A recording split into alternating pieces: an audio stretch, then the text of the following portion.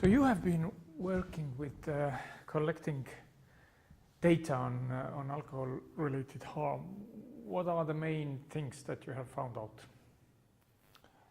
Yes, indeed, I was working on alcohol, on analyzing alcohol harm in Lithuania, and the main criteria we were working on were the alcohol attributable mortality, morbidity, disabilities, as well as the violations of law, so all the crime statistics, and we also included the analysis of economic costs of alcohol.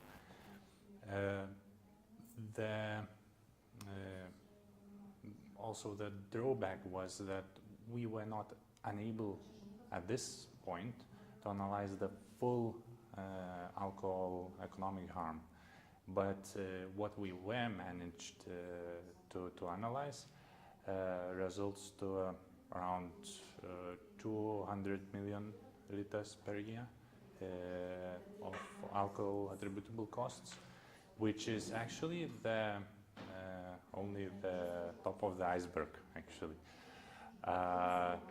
So in the future we are planning to continue to analyze this alcohol attributable economic costs, and of course the burden will be higher. In addition, we also analyzed this mortality, so around 9 to 10% of alcohol attributable mortality in Lithuania is because of alcohol, as well as 8% of alcohol attributable morbidity and almost 8% of disabilities. Also, when analyzing the disabilities and morbidity, we were not able, because of methodological aspects, to include all the causes, external causes. So this is also a field for the future to finish to analyze in Lithuania. But what we have analyzed, we have a clear evidence now that in 2007 we have a peak of alcohol attributable burden, because we were analyzing some period from 2003 to 2011, and it actually covers the very interesting period in alcohol control policy, in alcohol attributable harm. And what we see was that in 2007 we have the peak of this all alcohol attributable harm, after which there were some effective evidence-based alcohol control measures introduced, and we had a significant improvement during the 2008, 2009, and partially in 2010. And afterwards, when there was a lack of evidence-based alcohol control policy introduced, like new measures, we have once again an increase in alcohol consumption, which goes automatically with the increased alcohol attributable burden. So policy measures, once again, are proven to be effective? Yes, absolutely. Well, what was implemented in 2007 covered all the main recommended measures: increased taxation, removed some, or partially removed advertising during the daytime, and there were some restrictions in availability of alcohol. And there were some additional measures, of course, for drink driving and so on. But all the most effective measures that are usually recommended in most publications, international recommendations and guidelines, were implemented in Lithuania, and we had a really significant improvement. Well, some critics may say that after 2007-2008, the economical crisis began, that all of the decline is because of that, not of the possible political changes. Yes, this is really interesting point, and from the perspective of health economics as well, we have the beginning of economic crisis in Lithuania at the end of 2008. So basically it was 1 year of pure effect of alcohol control policy, and 2009 was a period where there was additional effect of economic crisis. But what does it mean, the economic crisis in Lithuania or anywhere else? It means the decline in average salary or in any kind of salary, which automatically is reflected in affordability of alcohol. And this is directly correlated with the consumption of alcohol. And we also have a very clear evidence that it really works from the international studies. This affordability of alcohol is actually, might be affected from increased taxation or from the changes in average salary. So 2009, in 2009 we had some kind of additional benefit from the economic crisis. Of course, economic crisis is bad. But when we think about the consumption of alcohol, it turned out to be good. For public health, economical crisis is good. Yes. Yeah. The other thing that you have been working is a kind of rating of the politicians' work when it comes to alcohol policy. What did you find out? It was a really interesting initiative from our Lithuanian Tobacco and Alcohol Control Coalition, and I was one of the team members who created the ranking of the politicians. And the main aim of this ranking was to analyze the voting statistics from these politicians from 2008 to 2011, I suppose. Well, it was from the previous parliament.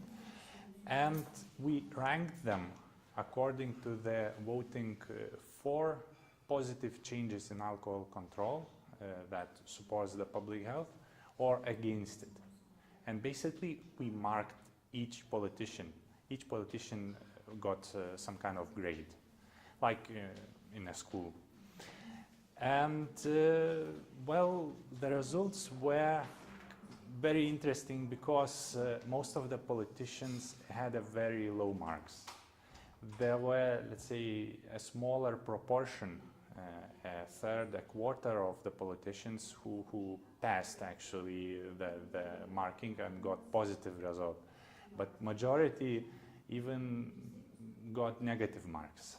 So out of 10 points, the average was around 5, and only 3 or 4 politicians got 9 point something. So, well, this ranking really reflected the tendencies actually in that period, what was happening, because we had lots of discussions, a lot of initiatives about strengthening alcohol control in Lithuania, but most of them were not successful, and actually the ranking was reflecting that. Can you say, based on these results, that there are parties, political parties, as such, that are more favorable towards stronger alcohol policy, or is it individual that you show? The results are mixed, but liberals usually are for liberalization of alcohol control policy and for removing the excise taxes and so on. So there is a very clear tendency that liberals are pro-alcohol or sort of speak. But the other parties are more mixed. Then we should look to separate politicians, because some of the politicians from different parties support the strengthening of alcohol control policy, some are against. How did you use these results? Did you publish it openly? Yes, we were publishing it everywhere, and during the election time it was really effective in let's say, motivating some people to vote for one people or not to vote for another, as well as some politicians also asked their permission to use their ranking for their political campaign. But otherwise, how did they react? I can imagine not very happily. Yeah, the ones who got negative marks were really unhappy, and there were kind of bad words about it, but you cannot change the voting statistics. Now you have plans also for future to continue that. Yes, absolutely. This is really underdeveloped area in Lithuania. There is still lots of fields, smaller fields in estimating alcohol control harm in Lithuania that needs to be covered still, and this is, I think, a very important area for political decisions to collect more Lithuanian data for our local Lithuanian discussions. Thinking internationally, would you recommend that for other countries as well, and how easy is that to do? Yes, absolutely. Maybe for older democracies like Scandinavia or other Western countries, that might not be that effective. But in Eastern Europe, when politicians tend to be more pushed by, let's say, public opinion than, let's say, their private views, it is really more effective. And they